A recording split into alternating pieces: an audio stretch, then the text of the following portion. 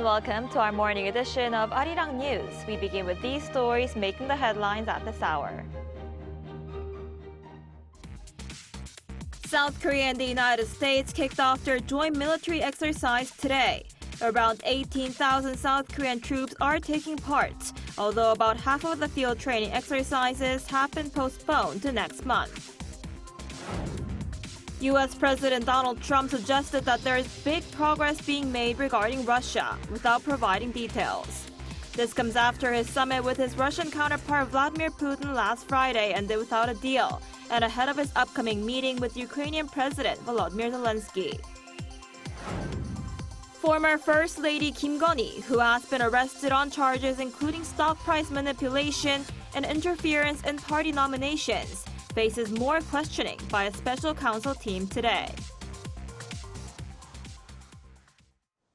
South Korea and the United States launched their annual summertime military exercise, the Ulchi Freedom Shield, today, aimed at strengthening their defense against evolving security threats. While Pyongyang has denounced the drills, Seoul is also preparing for a nationwide civil defense drill later this week. Our Pyongyang starts us off. The annual Ulchi Freedom Shield joint military exercise between South Korea and the United States begins today. The combined drills, aimed at defending the Korean peninsula in the event of a contingency, will run through the 28th. This is a defensive exercise conducted annually, and this year's scenarios incorporate realistic threats, including those analyzed from recent wartime situations. The exercise has also been strengthened to prepare for new security challenges, such as drone, GPS, and cyber attacks, as well as advanced weapons powered by cutting-edge technology. The planning for Ulchi Freedom Shield, the virtual and live training, is done in coordination and agreement between the ROC and the U.S. What's important to remember is the quality of the training that will occur. Around 18,000 South Korean troops are taking part, about the same as last year, along with a similar number of U.S. troops. About half of the 40 planned field training exercises have been postponed to next month, with the ongoing heat waves cited as a reason for the adjustment. While Pyongyang dismissed the drills, concerns remain that it may use the UFS as a pretext for provocations.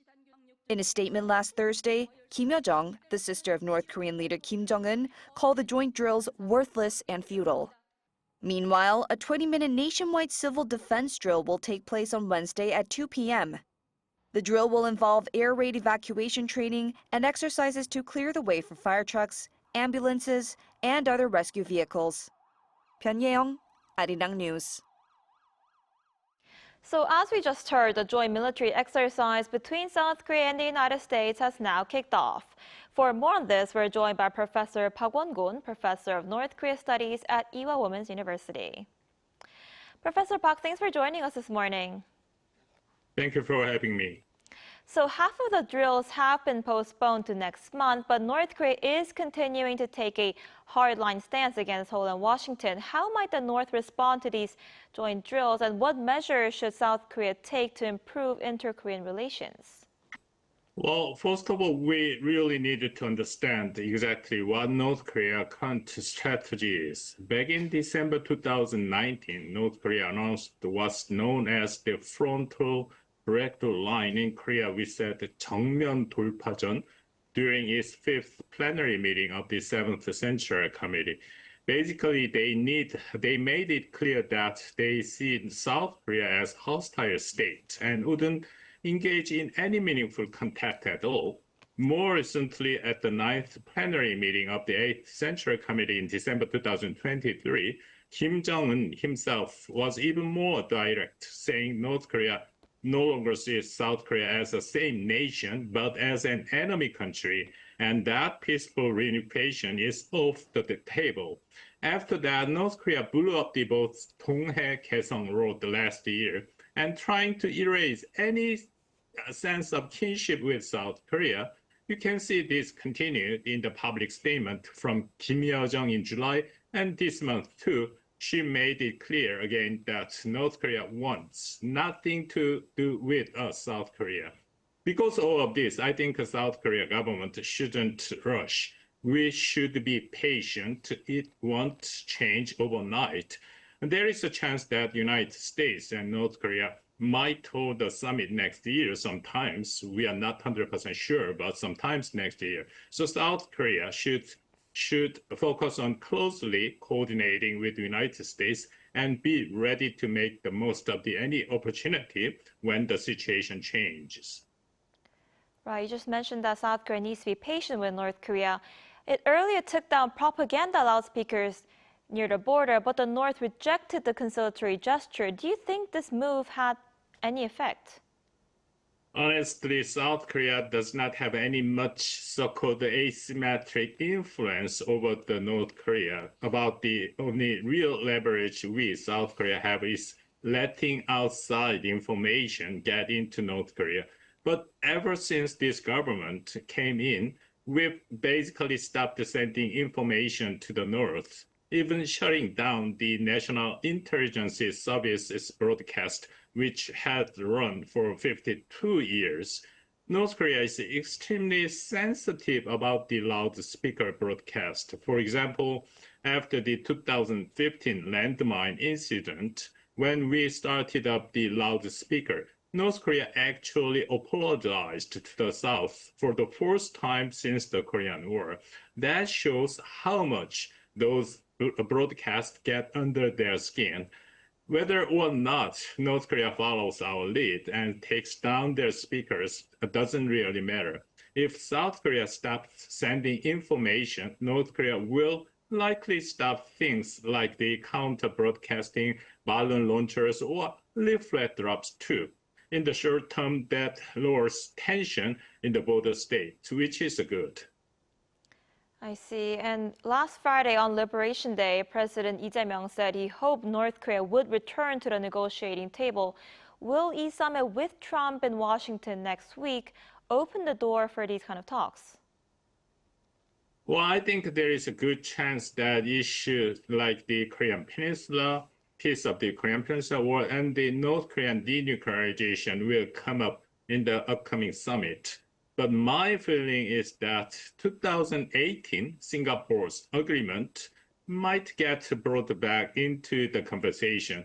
That deal centered on three things: improving North Korea-US relations, advancing the peace process on the Korean Peninsula, and finally, denuclearization of the Korean Peninsula. Right now, North Korea doesn't seem interested in any of those, especially not the denuclearization. They haven't mentioned about denuclearization. They totally deny any kind of attempt of the denuclearization. But Singapore agreement is something Kim Jong-un himself signed. In North Korea, there is a very important principle that leader, so-called 수령, is never wrong. So Kim cannot easily just walk away from something he put in his signature on, and we've never really seen them publicly reject the Singapore deal. Trump, on the other hand, would probably love to revisit it. He sees the Singapore summit as one of his great achievements. So for South Korea ourselves, all three items from Singapore would contribute to regional stability and including denuclearization. But we do need to make sure the terms and objectives around denuclearization are crystal clear. I see. And instead of showing signs of returning to talks, North Korea seems to be strengthening relations with Russia, right? Yes, I think so. Especially after seeing recent meeting between Trump and Putin, Kim Jong-un probably feels that Russia, as one of the major powers standing up to the United States, is a very attractive partner. With the war in Ukraine dragging on, North Korea and Russia seem likely to grow even closer for now.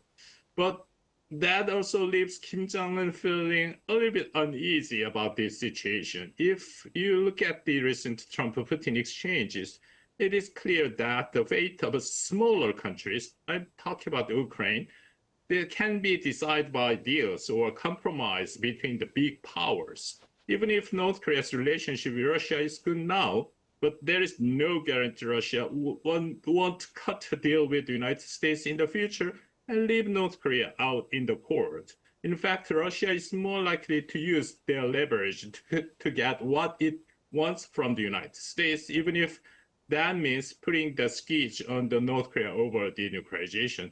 All this probably leaves Kim Jong-un with a lot to worry about that. I see. All right, Professor Park, I'm afraid that's all the time we have for today. Thank you so much for your insight. We appreciate it. Thank you very much. Over in Washington, U.S. President Donald Trump has promised big progress on Russia, despite failing to achieve any peace deal in his recent meeting with his Russian counterpart, Vladimir Putin. Trump is also set to meet with Ukrainian President Volodymyr Zelenskyy, with European and NATO leaders vowing to stand with the Ukrainian leader in Washington on Monday. Our Lee Seung-jae has more. U.S. President Donald Trump, in a social media post on Sunday, promised big progress on Russia. However, he did not provide any details on what progress has been made since the no-deal after summit with Russian President Vladimir Putin last Friday in Alaska. According to sources cited by Reuters, Washington and Moscow have floated proposals under which Russia would give up small pockets of occupied Ukrainian territory in exchange for Kyiv ceding fortified land in the east and freezing front lines elsewhere. But most importantly for Kyiv, U.S. Secretary of State Marco Rubio says a security guarantee is something Washington will continue to push for Ukraine. In the meantime, the one thing we do know that Ukraine has said repeatedly and publicly talked about is security guarantees. That's a very reasonable request. That's something we're working on, and that's something the Russian side has to understand, obviously. Washington has also discussed the possibility of a defense pact, as Trump's envoy to Russia, Steve Witkoff, told Fox News on Sunday that the U.S. and its European partners could offer Ukraine NATO-style security guarantees outside the alliance framework as part of a settlement. It means that the United States is potentially prepared to be able to give Article 5 security guarantees, but not from NATO, directly from the United States and other European countries. That is big. I mean, really big. Meanwhile, European and NATO leaders announced they will stand with President Volodymyr Zelenskyy in Washington on Monday, presenting a united front as Trump pursues peace talks with Russia. Leaders from Britain, France, Germany, Italy, and Finland are joining Zelenskyy after his exclusion from Trump's summit with Russian President Vladimir Putin last Friday. Their show of support comes after a tense Oval Office meeting in February, when Trump clashed with Zelenskyy in a heated exchange. Lee Seung-jae, Arirang News.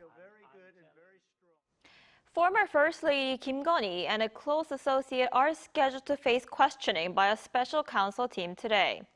The session, which began at 10 a.m., comes as special counsel Min Jung-gi investigates corruption allegations surrounding the former First Lady, including ties to Kim Hye-sung, who is often described as the butler of her family. It will be the former First Lady's second interrogation since her arrest last Tuesday, and the first for Kim Hye-sung, who was taken into custody Friday on charges of embezzling $2.4 million from IMS Mobility, a company in which he holds a stake. Prosecutors suspect he diverted part of the funds into another firm he effectively controlled. The inquiry is also examining whether the embezzled money or other profits were funneled to Kim Gun-hee's family. Both she and Kim Hye-sung have denied the allegations.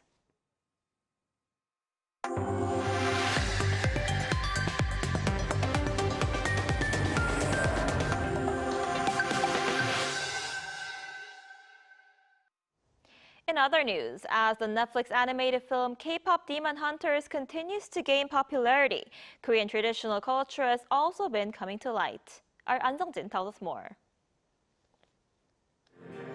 The dense blue fur shakes as the tiger stands on its feet. Its oversized mask, weathered yet alive, seems to breathe. This is 사자춤, or 사자탈춤, directly translated as the lion dance. It's a traditional Korean dance or folk play that portrays a lion to bring good fortune. But Yeonhi Connect Il, a group of young performers, have given it a twist to it, using a tiger instead. The tiger happens to resemble the character Duffy from KPop Demon Hunters, But the group say they began using it instead of a lion to combine elements of its fierceness, traditional Korean folk paintings, and the symbol of the mythical Seoul Hete creature with its team color blue. The fact that this piece reminded some of K-pop Demon Hunters suggests that we successfully conveyed a universal narrative combining traditional themes and immersive media. Through performances like this, the group works on bringing traditional folk performance arts back to life. It often performs a type of Korean percussion music known as hamulnori. But rather than merely replicating the tradition, it instead adds digital projections or modern media like DJing. We aim to continue building on the foundation of traditional Korean performance arts while incorporating modern aspects through contemporary storytelling, media art, and choreography to create entirely new stage experiences. For them, it's not about reproducing the past, but creating works that breathe with the present. An Sung-jin, Arirang News. With the new government planning to promote artificial intelligence and energy sectors, South Korea's Jeollanam-do Province, home to related institutions, is now seeking to create an industry academic cooperation hub. Our Cha Eun-kyung reports. The Korea Institute of Energy Technology, or KanTech, which is the first global university solely focused on energy and technology research, welcomed its first undergraduate and graduate students in 2022. KanTech has 5 major energy research areas, which are AI and energy materials and devices, green modernization, hydrogen energy, and environmental and climate technology. KanTech launched a National Energy Research Center last month to establish industry-academic cooperation in order to help the energy industry utilize and capitalize on its R&D results. We are studying models that can be designed by integrating power system operation, generation, transmission, and storage, which is at the highest level in Korea and, in my opinion, is not far behind the U.S. level. Jeollanam-do Province's efforts are now perfectly aligned with the new government's policy direction, laying the groundwork to take a greater step forward. The province will lead in energy transformation, which is a common task for mankind. The government is expected to open a climate and energy department in Jeollanam-do Province utilizing KEPCO and KanTech, which can create industry academic cooperation clusters. Cha Eun-kyung, Arirang News.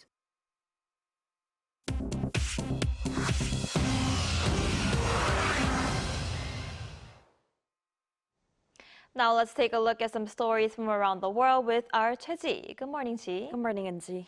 So, Ji, let's begin in the Middle East. Large crowds have gathered in Israel calling for an end to the Gaza war. Tell us more. That's right. Tel Aviv's Hostage Square was filled with hundreds of thousands of people on Sunday, demanding an end to the Gaza war and a deal to bring home the remaining hostages. On the same day, a nationwide strike swept the country, bringing much of Israel to a standstill. In one of the largest protests since the conflict began, approximately 500,000 people reportedly participated in the Tel Aviv demonstration alone, with other protests around Israel bringing the nationwide total to an estimated 1 million people. The protests were organized by the Hostages and Missing Families Forum and included a one-day national strike on Sunday morning. This strike involved blocking roads and halting work nationwide. Israeli police made dozens of arrests during the day. The protests coincided with the Israeli military's finalization of plans for a major ground operation aimed at capturing Gaza City. Despite the growing public pressure, Prime Minister Benjamin Netanyahu criticized the protests and defended the ongoing military offensive. In Pakistan's northwestern Khyber Pakhtunkhwa province, flash floods and landslides have killed more than 300 people, with over 200 still missing. According to Pakistan's National Disaster Management Authority, by Sunday morning, the death toll had risen to at least 337 people, with most killed in flash floods. In Buner district, a 3.5-hour drive from the capital, Islamabad, 207 people died after the area saw more than 150 millimeters of rain in just 1 hour on Friday. Rescue efforts are underway, but heavy rainfall is forecast to continue until August 21st.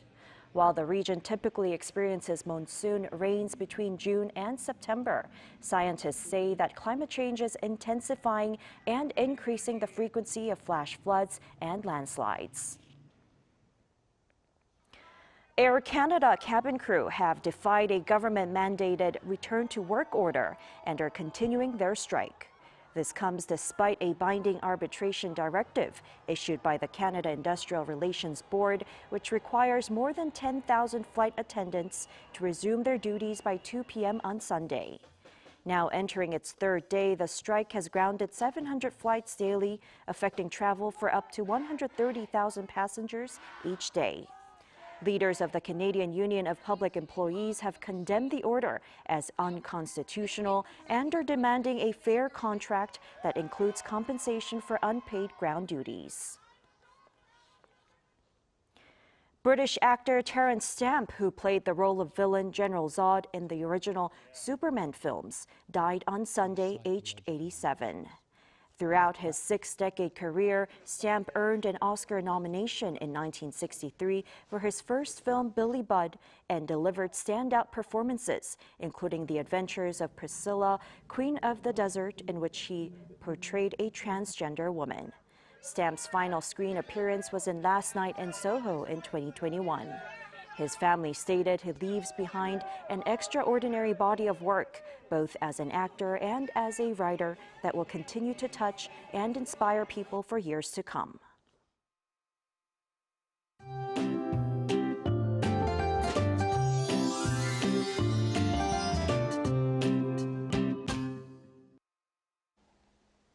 Those of us in the capital and surrounding areas need to have an umbrella handy today. It could rain down heavily in northern Gyeonggi-do and northern Gangwon-do with up to 80 millimeters in the forecast. Meanwhile, the capital area and southern Gyeonggi-do might be seeing 5 to 40 millimeters.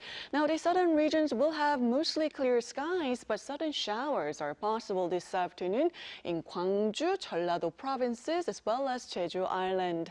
Heatwave advisories have been expanded and intensified nationwide. Heat wave warnings have been issued for the east coast of Gangwon-do, southern regions, and Jeju Island as well. So this afternoon, Seoul, Daegu, Gwangju will be getting up to 33 degrees Celsius. Seoul will be topping out at 31 degrees. However, it's going to feel even hotter with that high humidity. Looking ahead, rain will be frequent in the capital area and Gangwon-do Province through the middle of this week. Meanwhile, the heat wave and tropical nights will continue to stay with us.